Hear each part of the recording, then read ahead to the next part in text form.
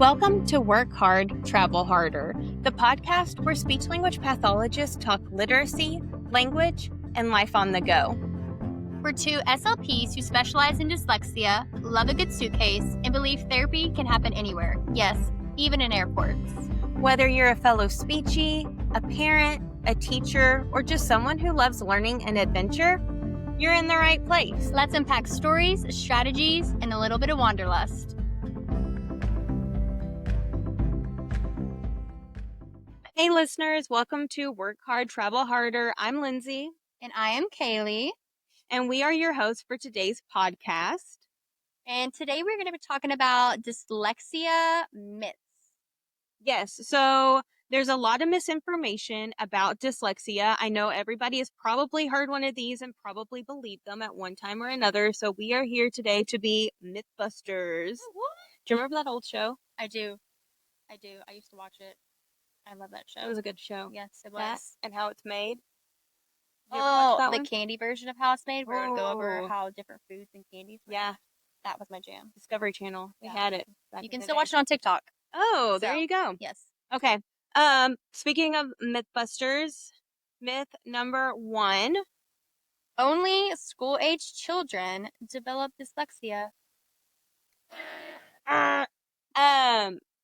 So the reason that is incorrect is because dyslexia isn't something that you develop over time. Yes, it is neurological in origin, and I feel like Lindsey and I work in the schools. We often would get on our soapboxes and preach this. You're born with it. You're born with it. It's neurological in origin. It's hereditary in a lot of cases, and yeah, it's not developmental. It's not something that you are going to catch. It's not something that you're going to get. You either have it or you don't. And it's not something you can eliminate. Right. While intervention can give you the strategies and, good intervention. We'll get to that. Yeah. But it's not something that disappears. Absolutely not. That's another myth on the list that I saw, is that it's curable. It's not curable. If you have dyslexia, you will always have dyslexia. Kind of like somebody with type 1 diabetes, you will always have type 1 diabetes. And it's just managed. It's managed. And with the correct intervention and the correct, medical. It is neurological. I feel like with good intervention, you have to have a good understanding of the brain, of what's going on, because there is such a big difference between your neurotypical brain and how neurotypical readers learn to read and read versus that dyslexia brain where it's more right side. So I feel like good interventionist has a very deep understanding of neurology. Absolutely. And that is kind of medical, Definitely. I guess not kind of. It is. It's medical. Is. Yeah. And it's one of those things where, because there is no cure, you absolutely can manage it. But we always say too, when you're an adult, if you are like sick, or if you're really tired, or you're burning the candle on both ends, you might notice that you're noticing your dyslexia a little bit more, because it is neurological in nature and it's not something that's cured and goes away. If you have brain fatigue, a neurological disorder will present itself. Yeah. That was kind of a 2 for 1 there. Yeah. We might even have gone for 3, but stay tuned because there's more. So myth number 2, and I actually fell for this one back in the day. Dyslexia stems from vision problems. Yeah. I remember in high school, this was before I really even knew what dyslexia was. There was a classmate who had dyslexia, and I truly thought that it was just the words on the paper were just moving on her. Jumping around. So I 100% thought it was a vision problem, and it wasn't until later on in undergrad I actually learned what dyslexia was. Yeah, so actually vision therapists will, not to hate on any vision therapists out there, but a lot of vision therapists will market their therapy towards curing, quote unquote, or having dyslexia intervention. And unless you actually have tracking issues, like unless you actually have a motoric deficit with your eyes that prevents you from tracking, vision therapy is not going to help with dyslexia whatsoever, because it's not where the words are jumping on the page. It's not where the letters are jumping on the page. And I think that myth comes from like letter reversals. And I think that there's also a big myth that it's just letter reversals, and it's still, if you're in kindergarten still reversing those letters, that's normal. If First you're, grade. yeah, first semester, first grade, Mhm. I look like once it's that second semester, first grade, Yep. then that's when, I feel like our interventionist SLP radars will kind of go off, and that's where like, that's concerning. Yeah. But yeah, kindergarten, first semester, first grade, that's expected. Definitely. Yeah, that's a typical skill for a learning writer. The reason that individuals with dyslexia have letter reversals is not because they're seeing the letter in a mirrored image at all. It has to do with the way that the brain holds on and understands sounds and then associates them with a shape. So they're not actually seeing it differently. We did at IDA, oh gosh, I guess it was before COVID, 2019. We went through a seminar. We tried to go to that and we got lost. I was so sad. We'll do it this year. We will. We will not get lost. I'm speaking that into existence. This year at IDA, we will find that seminar and not get lost. Yeah. Even if we have to ask every worker, which I think we did. We did. And But, I think we did find it, but it was like, already, like it the was door was locked. yeah, You couldn't go in, so can't we go in. just stood sadly outside the door. Like our hand on the window in the Yeah. rain, just like looking in. But at that seminar, they had where they just had like shapes on a piece of paper and they're like, hey, this shape makes this sound, this shape makes this sound. And you saw it really quickly and then they flipped it and they're like, okay, read. And you're like, I can't remember what that shape said. And it was like people who have BD, PQ reversals because they look very similar. And if your brain has a hard time holding on to the phoneme, that phonological side of it, matching it to the shape, you're just matching it to the closest shape that you can remember. So that's where that confusion comes from. And I think that kind of goes into why, not to name drop our clinic, Ayo. but Speechology NWA, why we're so good because we really work on that phoneme grapheme correspondence, and that's such an important part of dyslexia intervention. Absolutely. I'm sure you'll hear more name drops in this podcast, but on to myth number 3. I think we've covered this one, but we'd love to talk. So, dyslexia disappears once a child learns how to read. I think a good thing to point out here is how in our olders, they might not show the same red flags as your youngers. Absolutely. Because they've learned so many good compensatory strategies of shape reading or maybe context clues. Your olders with dyslexia, they are really good at learning how to mask in the classroom or just use compensatory strategies because a lot of times the dyslexic population are ones that fall through the cracks. They're not always the ones who have an IEP or a 504 or even getting like RTI intervention in the schools because they are really good at compensatory strategies and just kind of flying underneath the radar. Are they excelling? No, but they're smart kids and so they've learned how to get by enough. Also, dyslexia doesn't just have to do with reading. I don't think that's a myth in there, but a lot of people think like dyslexia reading. And is that a huge component? Absolutely. But I feel like they think that spelling has nothing to do with it. And that's one of the biggest. Yeah, spelling, math, especially math problems. Moth problems. The moth problems. The like Count Dracula on Sesame Street. moth problems. The word problems in math. Yep. Those can be very tricky for our dyslexic kiddos. Absolutely. And then you have, the base of it, which is the phonological awareness, and you can't have truly fluent reading without those good phonological awareness. And then you have reading and you have reading comprehension on top of that. And then you have spelling. So it's definitely a hierarchy of skills. And oral language. Absolutely. Yeah. One of the conferences we went to at IDA last year, I kept the printout of it because it was just fabulous. And they had like a little grid showing whether it's just dyslexia or if it's dyslexia with developmental language disorder because they can coexist. Yep. Bingo. Um, so yeah. I will say that is one advantage to being a speech path is because we paid a lot of money at school for a long time to understand how the brain processes language and how you express language. And so whenever you are doing one thing or the other. So whether you are working on oral language or whether you're working on dyslexia and something pops up and you're like, man, why are they having such a difficult time?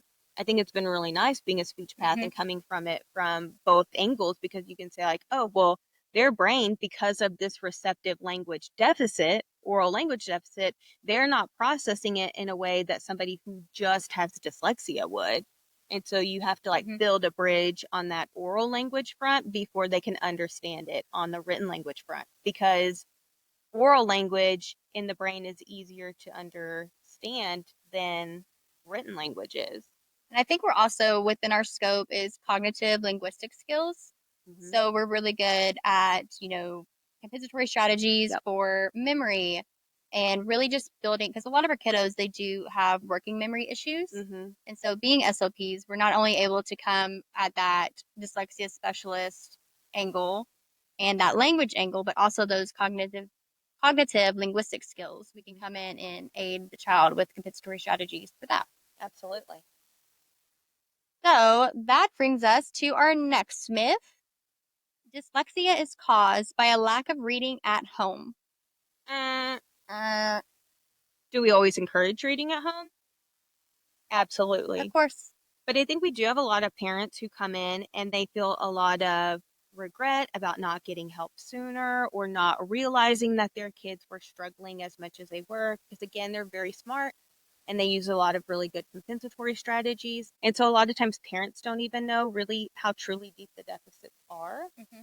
And so a lot of parents come in and they say, like, oh, well, like we read to them at home. Should we have read to them more? Should we have done more at home? And I don't think it's, that would be like me being expected to, I, I guess I would say like physical therapy. Like if I had something wrong with my back or like a chiropractor, like knowing someone else's scope of practice, the level of intervention kids with dyslexia need is pretty intensive and it takes a lot of training. So expecting parents to know how to give that explicit systematic intervention is just not fair to the parents. So I think that's another component And to because consider. again, it's not something that's developed. It's not something that's developed because you didn't read enough to your kid. It's something that they were born with and it is neurological in nature. And a lot of times it is hereditary. I mean, it is hereditary, but Yeah. a lot of times Is it it is, 50%? yeah, so it's 40 to 60%. So yeah, 50. That either a parent or a sibling is going to have dyslexia. And a lot of times we'll be sitting with parents and usually The like alarms go off in their yeah. head, like, wait a minute, that sounds like my school experience. Yeah. And so we're like, oh, Do you want to be tested yeah. also? We do work with adults. Yeah. Um, So that brings us to our next myth. Dyslexia is extremely rare. no. In the words of Dwight Schrute, false. If you can't tell, I am on a office binge right now. Ooh, It's very good. yeah. But yeah, so statistically, 1 in 5 children have it. So if you think of your average classroom size, usually there's about 20 kids, sometimes more. So that's 4 kids in a Mhm. classroom. And then you think of, as we have worked in the schools, I Mhm. think of is there actually 4 kids in each classroom getting that level of intervention in kindergarten, first grade, second grade? Nope. Nope. Nope. So that's your statistic right there showing that kids are 20%. falling in the Yeah. cracks. Yeah. And I'm not going to put the blame on the blame's never on teachers. Like I No. think if I could have money working at a primary school, I wish that every single kindergarten classroom had an aide. I think that is such a huge need, but that comes from, state funding, I'm sure. So that's Getting people in the schools to work, like it is hard to yeah. keep people in the schools because there is a lot on the teachers. The teachers Mhm. are expected to teach, but also manage behavior. With technology, parents are constant Yeah, communication, which it's a is lot. great, but it's just a lot. And Especially those kindergarten teachers. Man, I loved pushing in those classrooms. And we had really great kindergarten teachers. And I'm so impressed with them because their patience is of a saint. truly. Yeah. And they're always so happy. One thing I love about clinic therapy is it's one-on-one. So you can give that kid your undivided attention, but it's also easier to like manage behaviors and like keep on task and like, you know, A lot meet of goals. kids do better with that one-on-one attention. Absolutely. So I think it's For a teacher at 20? Yeah, there's no way. Yeah. Hats off to you, teachers. Back to where dyslexia is extremely rare. If you are a teacher and you're just kind of like dipping your foot into the dyslexia pond, keep that in mind. 20% of your class has some, not form of dyslexia, but is on the spectrum of dyslexia. So that could range from mild to profound, severe. And those kiddos who have severe and profound dyslexia, those are the ones who are more likely to get referred for special ed. But those ones who have like moderate and even mild dyslexia, they're not going to be the ones who get referred for special ed until they're much further down the road, like middle school. And then a lot of times it's kind of like, well, why would we refer them to SPED when they've been fine for 6, 7, 8 years? Like, I think if I was a teacher listening to this, especially that K-2 population, I would just kind of, as much as you can in those SIP meetings, bring the facts, bring the kids artifacts of different classroom samples, handwriting samples. And, at my building, we had folders where you would have kids, like they started being introduced at the sit table in kindergarten. We had files on them. You're your child's best advocate, so just keep pushing. And I would bring that statistic. And I think that that's, the best you can do. And it's always good to also bring parents on board because mostly parents, advocates. Yeah, parents usually suspect something wrong. And I remember going in undergrad. His name is Dr. Rossetti. He is the one who developed that. Rossetti. Yeah, so he works mostly with like infants. But we got to go to lunch with him and meet him after listening to a presentation. That's so cool. It was wonderful. He is a very knowledgeable man. And he was telling us, he did a study, and it was a statistic where 90% of the time when a parent has a concern about their child, they are correct. Mothers know their babies. Yep. So, if you have at a parent-teacher conference and a parent is saying, I really think something is going on with my child, 90% of the time, they are right. Especially if they themselves struggled or they have a sibling who has been later diagnosed with dyslexia or characteristics of dyslexia or another reading, literacy, learning disability through the school. Like we said, you're 50% more likely to have siblings who have dyslexia. You had said get handwriting samples, and that is so good because dyslexia and dysgraphia often go hand in hand. We made a post where we talked about neurodivergence or neurodifferences. If you have one, you're more likely to have another. And it's the same with dyslexia and dysgraphia. So if you have a kid and you're like, man, not only are they like flipping their letters, but they just can't keep them on the line. And again, kindergarten, a lot of kids do this, but if you're not seeing any improvement, that goes hand in hand with dyslexia. If they're having those phonological awareness issues, if they're having a hard time with the sounds and the letters going together, but then you're seeing that their letters they're all different sizes, the spacing is crazy, they're not sitting on the lines, the tails sometimes go under and sometimes they don't, they're floating. Like if you're just seeing handwriting that looks like a pre-K and they're in second, third, fourth, middle school. Yeah. Push for an OT val. Yep. Push for OT. If you get pushed back on getting therapy, I would push back also, because while you might be told that their handwriting is functional in the classroom, it's not. It's not. The level of fatigue they have and the frustration as their peers are just jotting it down. And you can, they might say like, well, they can get a 504 for accommodations and do speech to text. But the reality of it is without intervention for that dysgraphia, they're not in the real world. You have to write stuff. And so we all want what's best for our children, but also so they can become functioning, successful adults. That's, I feel like the goal of all of us working in the schools. Absolutely. So yeah, I would push for that. And then Push hard. another segue to that is Texas is the only state that can give an actual diagnosis in the schools. Where Lindsey and I own a clinic, we are one of the only clinics around this area that can provide formal diagnosis of dyslexia. But so a lot of these kids in our state, Arkansas, they don't have a formal diagnosis of dyslexia. Right. So it's characteristics of dyslexia is all the schools can say. So if you're a teacher and you may not know that a sibling has dyslexia because they'll never have that formal diagnosis unless they went to a private practice to get that. So that's something to think of too. Like if they have a sibling that has characteristics of dyslexia, that should kind of be a red flag. Red flag. Absolutely. Or if they're in special education under SLD, which is specific learning disabilities, that should kind of be a red flag for you also. If it's for reading, it might be for math, but yeah. If it's for reading, one of our statistics over there actually says that 70 to 80% of kids who qualify under SLD for reading difficulties actually do have dyslexia. So if you look at the SPED population, particularly the SPED population that has typical IQ, roughly 75% of those kids have dyslexia. And it's probably not being treated as dyslexia. It's probably not being treated with a systematic, scientifically based, multisensory approach that has to be followed with an appropriate scope and sequence. And it's probably being treated in a group the size of a classroom, which it's just not in any program that we have. Like it's at the most a group of 2, but even then, like we prefer individualized. Yeah. So that's just something to think of as teachers and parents. Absolutely.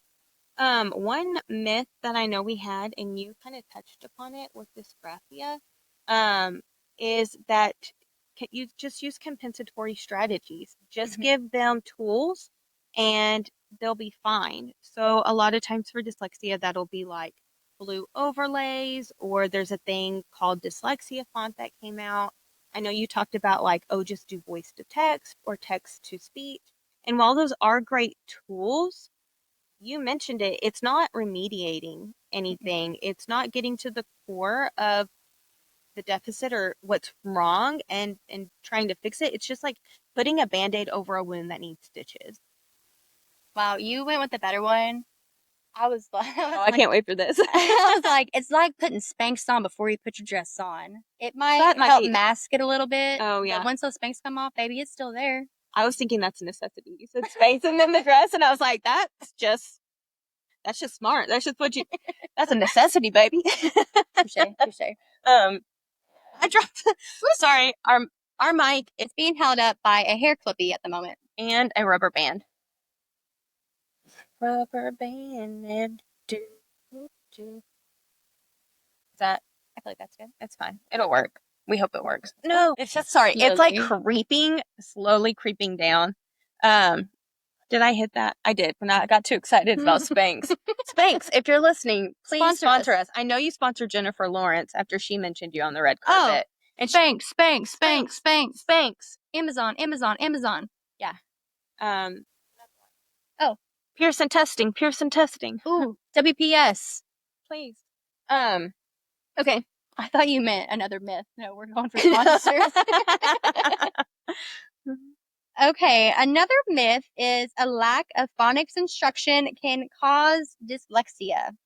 Oh, again, using the word cause, like one thing causes it, like it's the chicken pox or something, which I get it that there's a vaccine for that now, and like chicken pox is basically eradicated. But for those of you who were born after 2000, before 2000, yeah, Dyscalculia over here.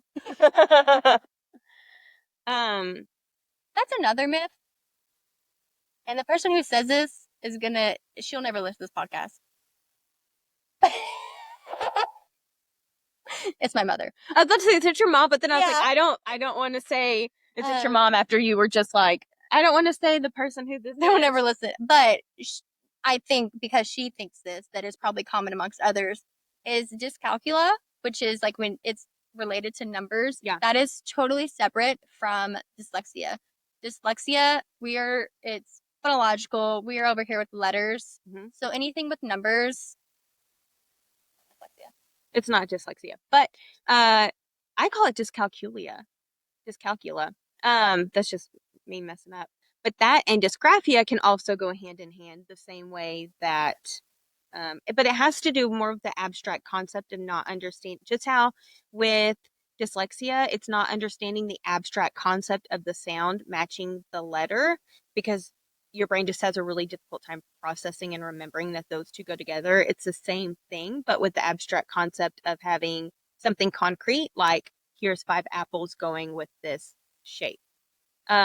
But I have a friend who works at the intermediate school who has who had dyscalculia, and she talked about how she's very, very smart and she used compensatory strategies her entire career, but she's like, yeah, I struggled. I worked so hard. I felt so dumb because I was so high achieving in all these other areas. And this was an area that I actually had to like work at and really struggled at. And so I think that that's kind of a unique perspective because a lot of our kids, this isn't the myth that we were talking about. We'll come back to that one, but a lot of the myths are like they're just dumb, they're just lazy. Yep. And that's not true. A lot of times people with dyslexia are trying harder, working harder, and putting in more effort than your typical reader. It's Hmm. just not coming across that way. Yeah, I think just to share a story, just recently tested a little girl, diagnosed her. Mom's wonderful, has been advocating for her daughter, a great advocate for her daughter, all three of them. Hmm. And I talked to her on the phone today, and she was saying that when she told her daughter about the eval results and just, in a neutral way, the test showed that you have dyslexia, her daughter was like, oh, thank goodness, there's nothing wrong with me.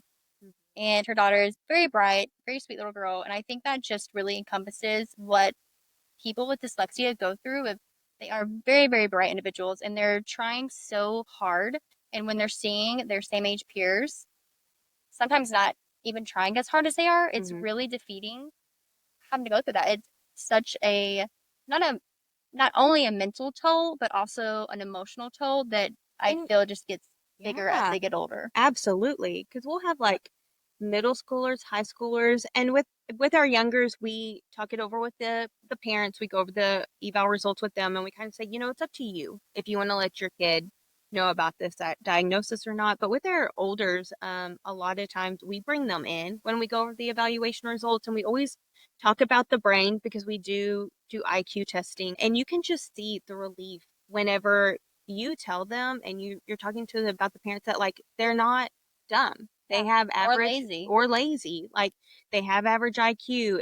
It's just that their brain's working differently. That's not a bad thing. It's just different. And yeah, and you can tell a lot of times that they're like almost like, "Man, I told you so." And Yep. I'm relieved. And I think it's important, like even if they, have been told, well, they've been receiving quote unquote intervention, if it is not the correct intervention, Doesn't matter. it doesn't matter. It can't be in a classroom full of 20 people. Mm-mm. It has to be Even very 12. specialized and it can't be random pieces of intervention. It has to be very systematic. Whether they're good at this part, you can't skip it. Mm-mm. It's so systematic. It is. Yeah, I was listening to an intervention teacher talk, and she was talking about how she had a group, I think, of five, maybe eight, I can't remember. And she had the kids who quote unquote had characteristics of dyslexia, and she was talking about how most of the group had the skill, but there was like one or two who really didn't have the skill yet, and so she just kind of like bounced around to the areas where the kids who had mastered this had need. And she was like, yeah, we just kind of like bounced over there and then we kind of bounced back and then we'd kind of hit on where this kid who was still like struggling. And you can't, you got to go at the pace of the person struggling the most. And that's hard in a large group and that's hard in the schools. But at the same time, you're never going to build those neurological bridges. We call them like you're never going to rewire the brain and you're never going to close those circuits if you're bouncing around. And I think that's what a lot of people don't realize about the intervention is you are truly rewiring the brain. You're building these neural pathways, and it does take time and repetition and multisensory, and it's not simple. It is Mm-mm. very scientific. And with some individuals, it will go faster Mhm. than with others. And it really does depend on where the breaks in the circuit are. If they're like you talked about how individuals who have dyslexia use more of the right side of their brain, but Mhm. if they don't have as severe, they might be using both parts equally, or they might be using a little bit more on the left. So it's like, I feel like with our mild kiddos, like I have one client who I would say hers is a mild mm-hmm, case. And she is just picking up on things left and right. And we are just getting through our intervention. She's doing phenomenal. And then I have another client who I would say she probably is more moderate, mm-hmm, maybe mod severe. And for the first part of our intervention, we were going slow. We were at her pace, but that you can't compare apples no, to oranges if it's a mild case versus a moderate or moderate severe or severe. Like you have to, it has to be so individualized. And that's why I think it's just so hard in the schools, mm-hmm. the way it's set up to get the true intervention that these sweet babies need. And you can't go by age either. Mm-mm. I know in a lot of school districts, they'll say, okay, we're going to use this level of, they'll use the same system for Mm-hmm. the entire district, but they'll say, okay, we're going to use this lower level for K through 5. And then when they get to middle school, we're going to use the next step. And you can't do that because just because they're in middle school or high school, or even like I've worked with adults, age doesn't make a difference. Have they maybe learned more compensatory strategies? Yeah, but they haven't rewired their own brain. And so by automatically assuming that just because they're in middle school, you need to start with these more complex spelling and reading rules, and that you need to do this next more intensive level when you haven't laid that foundation. I know that's not a myth on our sheet, but I think that's a great, I think, because I had a client, she is going into middle school. And so I feel like in the schools, they would think, oh, we got to start maybe fifth grade curriculum. When we started intervention, we went all the way back to working on just one short vowel at a time. And it took us forever for her to be able to have that phoneme grapheme correspondence to those short vowels, yep. and then just being able to read them without swapping the vowels. And I sometimes just think about if she would have started intervention in the schools, I don't think they would have taken her all the way back to those pre-reading No. skills, and she would have just had that huge gap in skills. Oh, our myth was a lack of phonics instruction causes dyslexia. That's not true. No. And I think that goes into when you have someone who is younger, Mm-hmm. pre-K, and they're starting kindergarten, if they have dyslexia, it does not matter that they've never had school before. Nope. It doesn't matter if they've been in a pre-K. Mm-mm. It it doesn't matter if they were like homeschooled. Nope. It's neurological. Yep. And I'm sure this is schools nationally, but you have these little 5-year-olds who Mm-hmm. start school, and from the get-go, maybe 1 month, 2 month in, their teacher is noticing the deficits. They might get referred to the sit team, and the sit team's like, oh, they've never been in a pre-K, or maybe they have been in pre-K, but this is kindergarten. It's different. We need to give them time. We need to Yep. let them go through RTI. But if it's truly dyslexia, all you are doing is delaying intervention, which I won't even get on my soapbox Do it. this podcast. Do it. Okay. Statistically, the level of intervention a child needs by the second semester of first grade, if they don't have that level of intervention, they will never receive the level of intervention in the schools for them to get on grade level. Yep. So kindergarten and first semester of first grade are so crucial for our children. It is insane. Yep. And I am always on that soapbox. I'm sure my school is probably like, well, that's full time at the clinic, because I love climbing on that soapbox. Yeah, it is crazy it's like early in for you speech pads, we say like birth to 3, Mm-hmm. early intervention. If you have a, developmentally delayed, that is when, the brain is so neuroplastic. That's when it is such an ideal window. same thing with dyslexia. Like, Mm-hmm. we are denying intervention across the board to the population where we can not prevent it, but remediate it the most. And I think, I don't want it to come off, I know we're not, but to the listeners, we're not trying to attack the schools. Absolutely not. It honestly, it's above us. I think there needs to be a restructure in how the funding is. We need multiple interventionalists in each building with the education to serve all these students, because if each classroom should have 4 students, I mean, I wouldn't even recommend a group bigger than 2, but I know that's at this time, most schools, that's just not sustainable. But then it's like, well, statistically, that's not going to solve the issue. Mm-hmm. Yeah. Okay, I'm coming down from my soapbox. All right, let me get on one. No, I'm just kidding. Okay. But I will say, a lot of times, and they don't hold back nearly as much as they used to.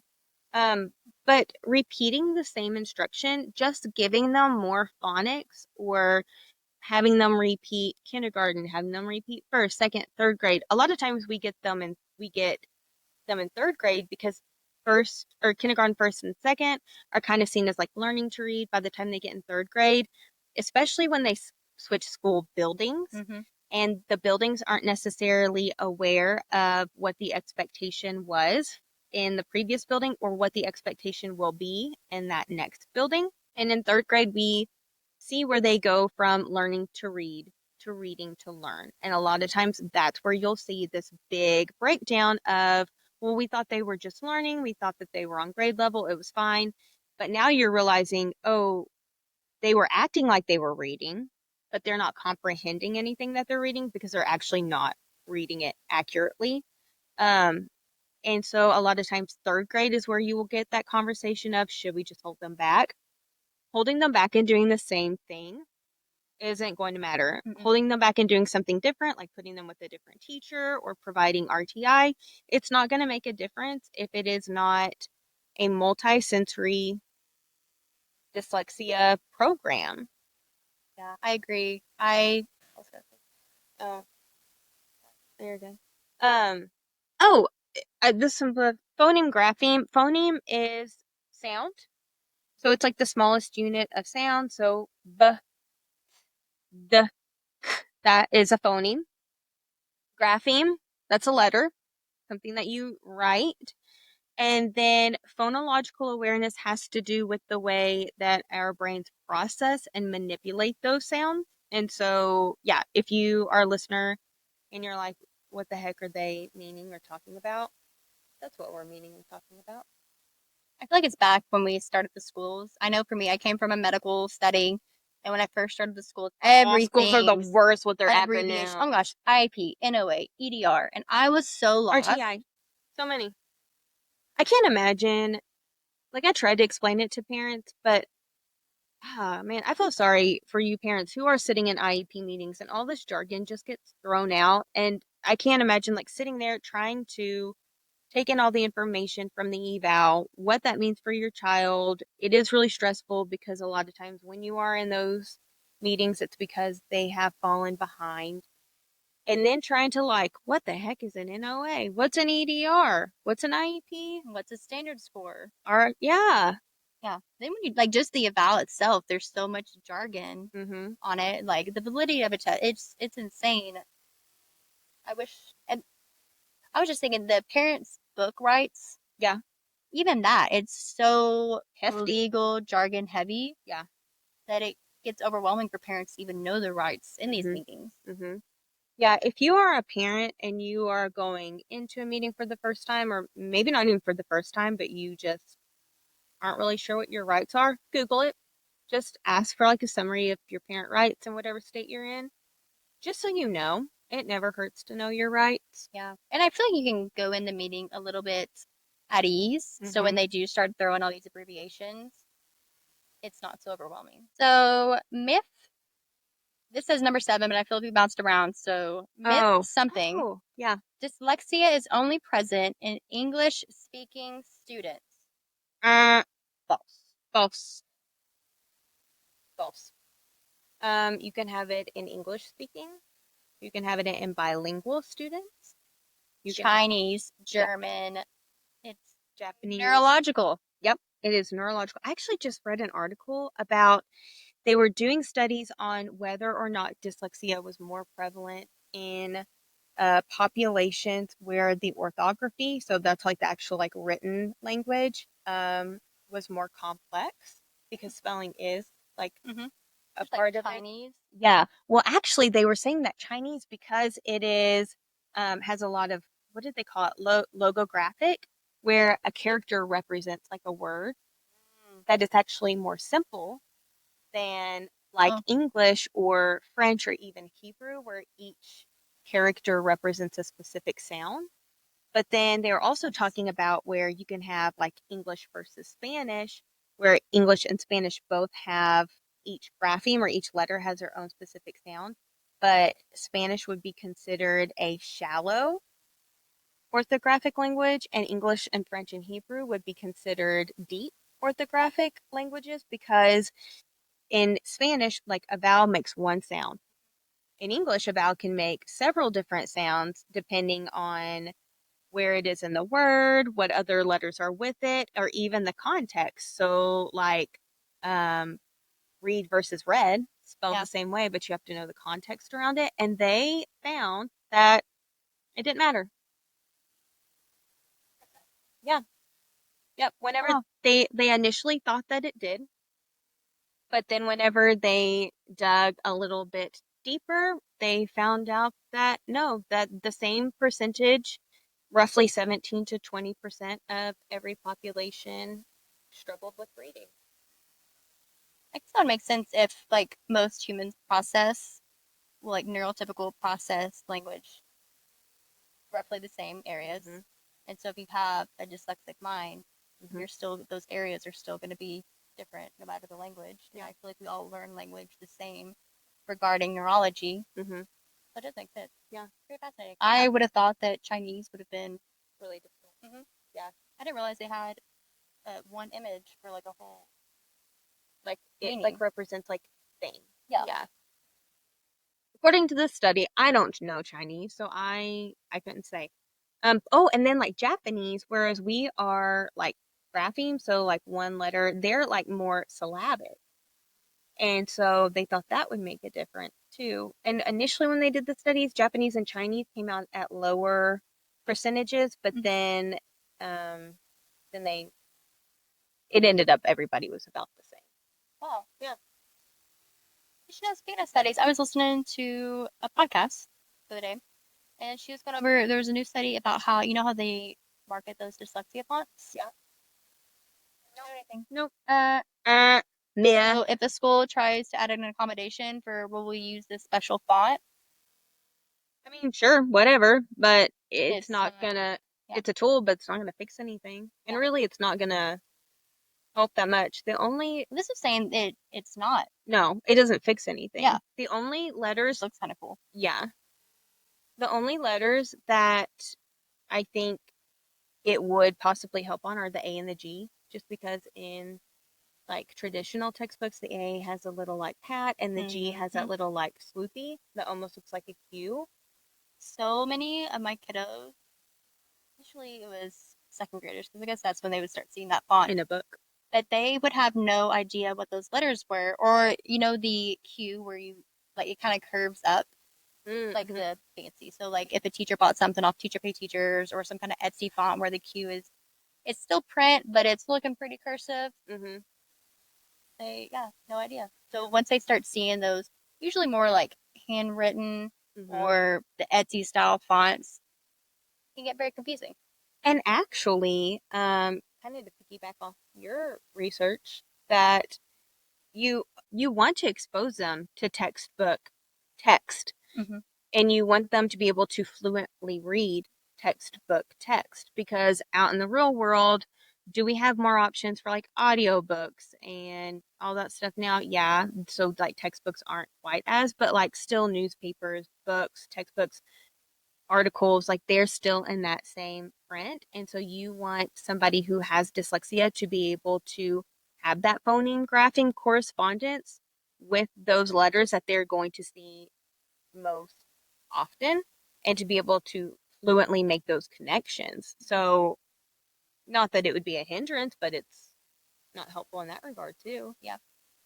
Well, I feel like we have gone through all of these myths and we have stood on our podiums very beautifully. Very beautifully. It's because of our Spanx. Do we need to like stand up and do like a full body shot? Here's why we need it, Spanx. Yeah, I think we've gone over. If you guys have any questions or like comments that you heard and you don't know if they're true or not, or if you have a topic you would like to hear about, we have some topics lined up and we're very excited for our IDA conference in October to present so much current literature with you guys. So that is all for this episode. Please leave us a comment, reach out to us on our socials, and let us know how you enjoyed our second podcast. Yep. We are Speechology NWA across all platforms. We are on Facebook, Instagram, TikTok, YouTube, Audible, Spotify, Amazon Music. Reach out. We want to hear from you. All right, that is all for this episode. Thank you guys for tuning in so much. And again, I am Kayleigh. I'm Lindsey. And we are speech language pathologists who have specialized in dyslexia. Hit us up.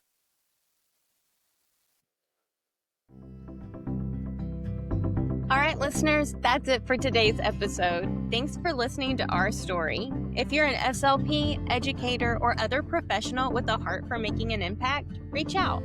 We'd love to hear your story too. Don't forget to subscribe, leave a review, and share this episode with your therapy besties. We've got lots more coming. Travel tips, literacy deep dives, clinic life, and everything in between. Until next time, keep working hard and traveling harder.